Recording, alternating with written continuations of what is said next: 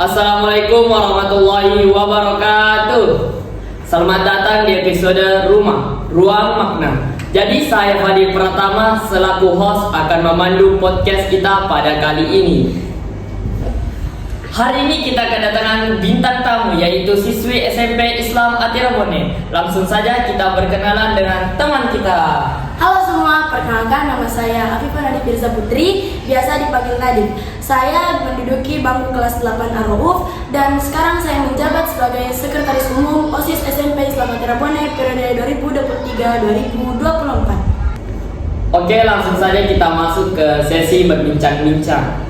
Jadi Nadif ini kan sudah menduduki kelas 8. Jadi otomatis Nadif ini sudah 2 tahun menjadi siswa SMP Islam Atirabone. Jadi kenapa sih memilih sekolah Islam Atirabone?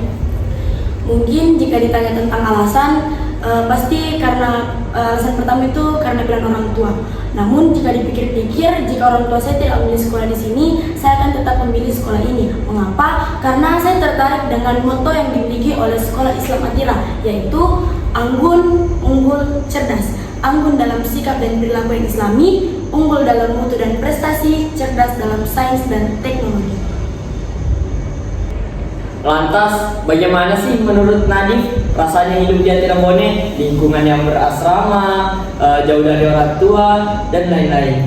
Mungkin jika ditanya tentang bagaimana perasaannya hidup di lingkungan sekolah Islam Atirabone, perasaannya campur aduk. Pasti ada rasa sedih, capek, senang, dan lain-lain.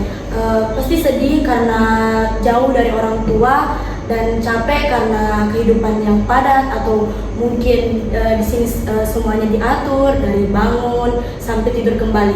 Tapi saya merasa sangat senang bisa bersekolah Islam Atirabone karena saya mendapatkan banyak teman dari luar daerah. Saya bisa banyak belajar dari dia, dan sekolah Islam Atirabone juga memiliki banyak program yang bisa menghibur kami yang berada di sini. Jadi kata Nadif tadi itu banyak program sekolah Islam Atirabone yang membuat siswa dan siswi itu senang. Jadi program apa saja sih yang Nadif itu sukai? Program sekolah yang paling saya sukai itu adalah English Day. English Day itu selalu rutin dilakukan pada hari Kamis. Why I choose English Day? Because I like English, of course. I love speaking English, and in English Day I can upgrade my skill in English. So that is a reason why I choose English Day. Tadi sebelumnya pas perkenalan itu Nadif mengatakan bahwa Anda itu menjabat sebagai Sekretaris Umum OSIS SMP Islam Atirabone periode 2023 sampai 2024. Tapi pada pengurusan OSIS sebelumnya itu pada periode 2022 sampai 2023 itu Anda juga tercantum sebagai pengurus OSIS SMP Islam Atirabone. Jadi kok bisa sih Nadif bisa 2 kali berturut-turut masuk ke pengurusan OSIS? Apa sih alasannya? Jika ditanya alasan, pasti salah satu alasan saya itu karena di organisasi khususnya OSIS saya mendapatkan banyak pelajaran. Pada saat saya masih menduduki di kelas 7, di situ saya berpendapat bahwa OSIS ini tidak berguna, tidak ada apa-apanya. Saya mengatakan bahwa di kelas 8 nanti saya tidak akan ingin melanjutkan kepengurusan OSIS lagi. Namun pada saat akhir kepengurusan pada masa itu, saya mendapatkan banyak pelajaran, mulai dari public speaking, berpikir kritis, ataupun wawasan-wawasan lainnya. Dan menurut saya semua pelajaran-pelajaran yang saya dapatkan dari organisasi-organisasi itu sangat bermanfaat untuk saya di masa depan nanti, yaitu saya di waktu saya kuliah, atau saya kerja, ataupun saat saya dewasa. Sebagai pengurus OSIS pasti banyak program yang harus dilaksanakan, dan otomatis itu membuat waktu kita padat. Bagaimana cara Nadif mengatur waktu antara OSIS dan kegiatan sekolah? Salah satu cara saya yang paling akurat itu adalah membuat timeline.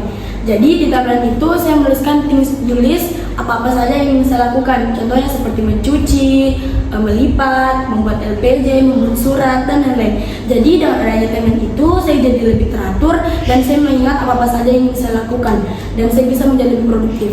Dan jika ada mungkin nilai saya yang belum selesai, terus memiliki sebuah program besar seperti kita ambil contoh Porseni, kita sebagai pengurus inti itu harus memastikan semua anggota kita bekerja.